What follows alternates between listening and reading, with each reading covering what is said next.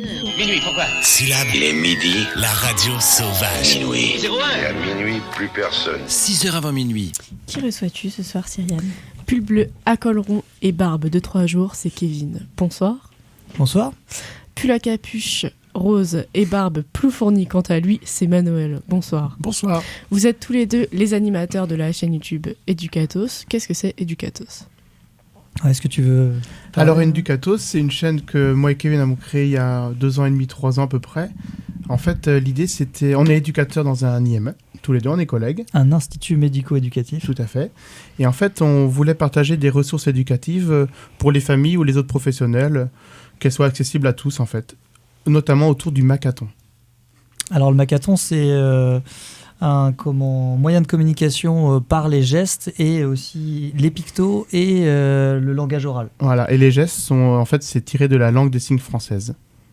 Et du coup, vous avez choisi YouTube comme moyen de diffusion. Comment vous en êtes arrivé là en fait Parce que en fait, on s'est rendu compte que le média, l'écran avec certains jeunes, ça fonctionnait pas mal. Donc pas des écrans à tout va, hein, mais pour communiquer, pour apprendre des choses, ça marchait bien. Donc on a essayé de trouver des vidéos éducatives sur le Makaton et on n'a pas trouvé énormément de choses. Donc on s'est dit pourquoi on le ferait pas nous-mêmes. Et on a commencé à faire quelques vidéos, on a créé une chaîne et ça a tout de suite assez bien marché. Ouais, le support YouTube, on a remarqué que ça attirait pas mal les jeunes et c'était quelque chose qui fonctionnait bien. Et on a été aussi soutenu parce qu'on travaille à la DAPEI 35 et en fait ils nous ont aidés, ils nous ont donné en fait 1 jour par semaine pour pouvoir faire nos vidéos, donc le tournage et le montage en fait. Et justement, est-ce que vous pourriez expliquer ce que c'est que l'ADPI 35 ? L'ADPI 35, en fait, c'est une association de parents, donc qui c'est une association départementale de parents en fait qui accompagne les personnes en situation de handicap mental. Donc nous on travaille dans le secteur enfant, donc avec les jeunes, et il y a aussi le secteur adulte avec les adultes, des foyers, des foyers de vie, des SAJ, services d'accueil de jour, ou des ESAT en fait où les gens travaillent dans des espaces protégés. Donc en fait, vraiment, nous, on est vraiment avec les enfants. Hein. Moi, je suis avec des préados. Et moi, je travaille dans une école avec un instituteur. En fait, on est dans une classe délocalisée de l'IME et on accueille 8 jeunes scolarisés, en fait, le matin. Ouais. Et donc, vos vidéos, elles sont assez diverses. Est-ce que vous pourrez nous détailler certains des concepts que vous avez mis en place ? Là, récemment, on a fait une vidéo sur l'autodétermination des personnes en situation de handicap, en fait, on a aussi une grande bibliothèque de vocabulaire de Makaton pour les familles. C'était vraiment une demande de leur part. Ouais, au départ, on faisait beaucoup de vidéos autour du Makaton, donc c'était pour apprendre le vocabulaire, notamment des comptines, parce qu'avec les enfants, ça fonctionne bien. Et maintenant aussi, on essaie de parler de plus en plus de notre secteur, comme tu disais, Kevin, l'autodétermination. On va bientôt faire une vidéo sur l'accessibilité aussi, qu'on a fait au Champ Libre. En gros, ça touche au handicap, beaucoup au handicap, parce qu'on trouve que dans la société, on n'en parle pas énormément, quoi. Et globalement, qui vous regarde ? Enfin, il n'y a pas que des jeunes qui veulent apprendre le Makaton, mais il y a aussi des parents, je crois, puisque vous avez fait des vidéos sur le bébé signe, oui. C'est ça ? Oui. En fait, on reçoit énormément de messages de gens qui disent « Ah tiens, est-ce que vous pourriez faire une vidéo sur le bébé signe ?» Parce que c'est vrai que nous, le Makaton, il y a des gestes qui ressemblent un peu au bébé signe. Et des éducateurs, en fait, qui sont dans les IME, dans des foyers de vie, parce qu'en fait... c'est comme une sorte de bibliothèque, donc les gens vont piocher, quoi. Ouais. Et on a beaucoup de retours de parents et d'éducateurs, et aussi de jeunes, nous, qu'on fréquente au quotidien à l'IME, qui sont assez contents de nous regarder sur YouTube et de voir nos vidéos. Ouais. Et donc, justement, ce Makaton, qu'est-ce qui le différencie un peu d'autres langages, comme la LSF, par exemple ? Par exemple, la langue des signes, c'est une vraie langue, en fait. C'est une langue assez complexe. Donc, nous, pour des jeunes en situation de handicap mental, c'est pas toujours évident d'apprendre ces gestes-là. Il faudrait que je montre des exemples de gestes, mais il y a des gestes qui se ressemblent beaucoup, hein, comme pour les mots. Il y a plein de mots qui se ressemblent. Donc, en fait, c'est la langue des signes vraiment simplifiée. Mais 80% des gestes du Makaton sont issus de la LSF. Et ce qui change vraiment de la LSF aussi, c'est qu'on utilise en même temps la parole, Donc quand on signe, on parle en même temps. Et aussi, on a des pictos. Et ça, c'est vraiment spécifique au Makaton. Ouais, comme tu disais, Kevin, c'est vrai que la LSF, c'est une langue à part entière aussi, qui a sa propre grammaire et son rythme dans les phrases, alors que nous, on suit la langue française et on fait la phrase comme on parle, en fait. Donc, on signe comme on parle. Et par exemple, souvent, dans une phrase, on fait le modèle de base, en fait, on fait soit un signe, soit 3 signes dans la phrase. C'est le simplifier le plus possible pour comprendre le sens d'une phrase. Et on voit que c'est assez efficace. Et souvent, il y a des gens qui disent « Oui, mais... l'enfant, ça va pas l'aider à parler. » Il y a des gens qui ont des peurs comme ça.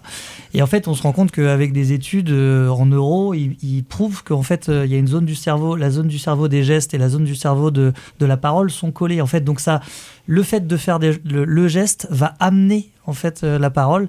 Et nous, on a vu déjà nos enfants. Nos enfants, on a fait ça avec nos enfants. Ils ont parlé, ils ont communiqué avec des gestes avant de pouvoir parler. Et en fait, c'est aussi pour ça qu'on a été motivé pour le Makaton et on l'a fait avec des jeunes de l'IME. Et maintenant, il y a beaucoup de jeunes à l'IME qui communiquent en Makaton. Et en fait, c'est vrai que la communication alternative améliorée, nous, on l'utilise beaucoup. L'idée, en fait, c'est qu'il faut trouver un outil de communication propre à chaque jeune, parce que certains jeunes n'auront jamais accès au langage oral. Donc le Makaton, pour certains, c'est une étape pour acquérir le langage oral, et pour d'autres, ça sera leur outil de communication. Et comme tu disais, l'ACA, ça permet à ceux qui n'ont pas le langage oral de communiquer et de pouvoir s'exprimer leurs besoins, leurs émotions, leurs difficultés, leurs envies, en fait. C'est capital, quoi. Et actuellement, est-ce que c'est assez développé ou pas comme langage ? C'est pas assez et c'est jamais assez, je pense. Ouais, alors à l'ADAPE 35, on a la chance que l'ensemble des salariés sont formés au fur et à mesure des années, notamment dans le secteur enfance. Ça fait quelques années que la plupart des salariés commencent à être formés. Et là, dans le champ adulte également, parce qu'ils se rendent compte qu'en fait, quand les enfants passent du champ enfance au champ adulte, ils signent en fait. Et les collègues qui travaillent avec les adultes, ils comprenaient pas forcément ce qu'ils voulaient dire, parce que un signe, ils sont souvent intuitifs, mais pas toujours, donc ils comprenaient pas. Donc en fait, on est de plus en plus de salariés à être formés, mais effectivement, au sein de la population, c'est vrai qu'il y a quand même un gros manque. D'où aussi notre chaîne Educatos. Donc on fait YouTube, aussi la promotion du Makaton. En fait, il y a les seuls représentants du Makaton en France, c'est AAD Makaton, avec qui on travaille aussi. Et donc, ils peuvent pas former tout le monde d'un coup, mais ça va être long. Et puis aussi, il y a aussi les mentalités à faire changer des éducateurs. Il y a souvent des gens qui sont là, oui, mais bon, on a autre chose à faire, on va pas apprendre une langue en plus. Et en fait, ils se rendent compte au fur et à mesure qu'il y a un réel impact sur les jeunes et un intérêt. Et donc, ça, c'est aussi pour ça qu'on continue aussi à faire des vidéos régulières sur le Makaton pour continuer à en parler et à dire que c'est bien, quoi. En pratiquant au quotidien, on voit vraiment les bénéfices pour tous les jeunes, pour exprimer les émotions, les besoins, faire des choix aussi. Donc c'est du concret, on voit tout à fait au quotidien que ça fonctionne. Et en dehors du coup des structures comme la vôtre, est-ce qu'il y a des lieux publics où vous êtes déjà allé, où il y avait des pictogrammes, où les personnes parlaient le Makaton ? Oui, là par exemple, on a fait une vidéo il y a quelques temps, là, il y a un mois ou deux, sur un magasin inclusif à Montdodin, en Mayenne, et où en fait les rayons du magasin sont avec des pictos Makaton. Et en fait, il y a dans ce village, il y a aussi un IME. Et donc, ils viennent faire les courses toutes les semaines là-bas et ça les aide vraiment. Et je sais qu'il y a aussi des bibliothèques un peu partout en France. Et nous, on essaye aussi on a des projets aussi pour essayer de monter ça dans certains lieux qui accueillent du public en situation de handicap. Donc ça, c'est un projet plus à long terme, mais il y a quand même quelques endroits... comme tu disais, il y a AAD Makaton, qui est l'organisme de formation en France, qui fait pas mal de déplacements dans les bibliothèques, de sensibilisation, donc qui essaie de sortir des murs justement des établissements pour permettre à tout le monde de connaître, de se familiariser avec le Makaton. Et il y a un projet aussi avec Ascoria, on est avec des élèves de moniteurs éducateurs, pour essayer aussi de faire de la signalisation en Makaton dans l'école de formation, dans le centre de formation, pour que les étudiants aussi puissent être un peu baignés dans le Makaton dès le début. Donc ça, c'est en cours, mais ça va se faire, quoi. Mais et du coup, est-ce que c'est seulement en français qu'on a ce Makaton, mais il y en a dans d'autres langues comme l'anglais ou l'arabe ? En fait, le Makaton l'origine du Makaton, c'est l'Angleterre. Donc dans les années 70, c'est Margaret Walker qui a créé, une orthophoniste anglaise qui a créé le Makaton. Donc en fait, le Makaton, c'est un mouvement international. Après, nous, il y a le Makaton qui est avec la langue des signes française. Donc chaque Makaton est un peu différent dans chaque pays parce que chaque signe est différent. Par exemple, la couleur jaune, donc nous, on signe avec le J. Mais évidemment, les Anglais, c'est yellow. Donc, c'est pas le J. Donc, chaque pays a sa spécificité. Mais le Makaton, c'est bien un mouvement international. Ouais. Dans le concept, en tout cas. Et du coup, là, en mars, vous serez à Turin pour les Jeux olympiques spéciaux d'hiver. Qu'est-ce qu'ils ont de si spéciaux, ces Jeux, du coup ? Alors la spécialité vraiment de ces Jeux d'hiver, c'est que c'est vraiment, ça ressemble vraiment aux Jeux Olympiques, sauf que c'est spécialisé pour la déficience intellectuelle, ce qui est quand même assez rare parce que même dans les Jeux paralympiques, il y a très peu de gens en situation de déficience intellectuelle. Et on est aussi dans un concept aussi différent qui nous intéressait, c'est que on n'est pas dans la performance. Moi, ce qui me dérange un peu dans le sport, c'est que il faut toujours un meilleur, le gagnant. Là, c'est vraiment un peu, il faut participer et profiter de l'instant. Ouais, l'important, c'est surtout mis sur la reconnaissance et le fait de participer à un événement d'une ampleur internationale parce que c'est vrai qu'en France, Special Olympics, nous, on connaissait pas trop. On connaît ça depuis quelques mois, on les suit beaucoup.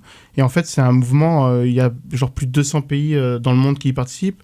Là, les Jeux d'hiver, c'est un peu plus petit. Les Jeux d'hiver, il y a 100 pays. 100 pays, 1500 athlètes. Ouais.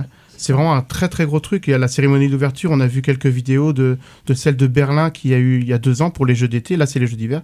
Et c'était un truc incroyable. À Los Angeles aussi, c'est vraiment impressionnant. Ouais. Ouais. En fait, ça a été créé dans les années 60 aux États-Unis, cette compétition. Et on y retrouve quoi comme discipline ? Est-ce qu'on y retrouve pareil que dans les Jeux Olympiques Ouais. Là, pour les jeux en fait d'hiver, il y a 8 disciplines. Il y a le ski alpin, la raquette, la danse sportive, le snowboard, le ski de fond, le floorball, le cousin du hockey sur glace, du patinage artistique et aussi du patinage de vitesse. Il y a 8 épreuves sur les Jeux d'hiver. Et comment elles sont aménagées, les épreuves, du coup, spécifiquement ? Parce qu'on a vu, par exemple, pour les Paralympiques, comment elles pouvaient être aménagées, mais pour les handicaps mentaux ? En fait, c'est surtout comment eux sont plus à l'aise pour le faire. Donc, par exemple, le hockey, pour le hockey, alors j'ai plus le nom. Le floorball. Le floorball, c'est pas sur de la glace, ça va être en salle. Et donc, en fait, ils vont faire un peu la même chose, mais ça sera un peu moins difficile. En gros, tout est plus adapté. Tout s'adapte au handicap, en fait. Les règles, tout est plus cool, en fait. Il y a moins de pression que pour le sport où tout est strict. Donc après, nous, on n'a pas encore eu l'occasion de voir ces sports-là parce que c'est vraiment les sports d'hiver. Mais par exemple, pour le rugby, il y a un nom aussi. Le flag rugby. Ouais, en fait, c'est une sorte de rugby, mais avec des foulards. En fait, c'est moins violent. Et on connaît plus les sports. Et puis là, pour les Jeux d'hiver, on va à Turin à partir du 7 mars. En fait, pour nous, ça sera une grande découverte. Et l'idée, c'est que dans notre découverte, c'est la partager à tous et faire découvrir ce qui va se passer, cet événement international qui est genre on est à Rennes, mais c'est vraiment à côté de la France, quoi. Ouais. C'est incroyable et on veut partager notre découverte et donner la parole aussi aux membres de la délégation française.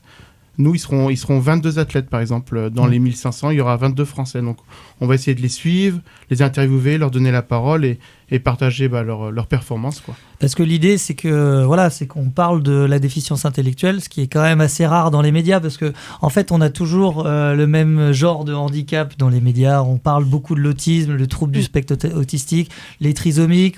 En fait, on garde certaines images de la déficience intellectuelle, mais tous les autres, ils sont oubliés.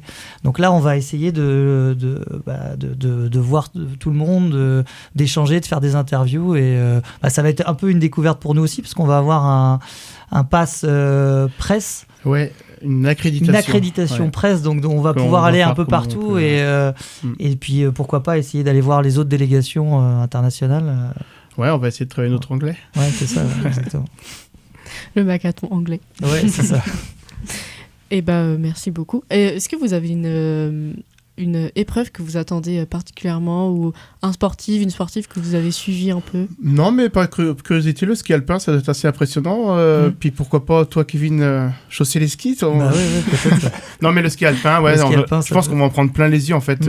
C'est vraiment l'événement global. Et aussi, la cérémonie d'ouverture, on a hâte d'y être, en fait. Ouais, parce que là, toutes les délégations, un peu comme aux Jeux Olympiques, vont être présentées. Il y a tout un truc officiel que pour les athlètes, ça va être vraiment impressionnant. C'est quelque chose qu'ils n'ont jamais oublié de leur vie, quoi. Voilà, on va en prendre plein les yeux, puis on va essayer de le partager le plus possible. Voilà, c'est ça. Eh ben, merci beaucoup d'être venu. Du coup, tout ça, ce sera à retrouver sur votre chaîne YouTube qui s'appelle Educatos Apprendre Autrement. Voilà, sur YouTube. Super. Tout à fait. Et on fera aussi des sur Instagram et puis enfin tout ça, quoi. Super. La page Instagram, c'est Educatos aussi. Oui, Ouais. c'est Ouais. Educatos. On Ouais. vous trouve facilement. Oui, Ouais. oui, normalement. Super. Merci beaucoup d'être Merci à venu, vous. nous Merci. partager tout ça. 6 heures avant minuit. 6 heures avant minuit.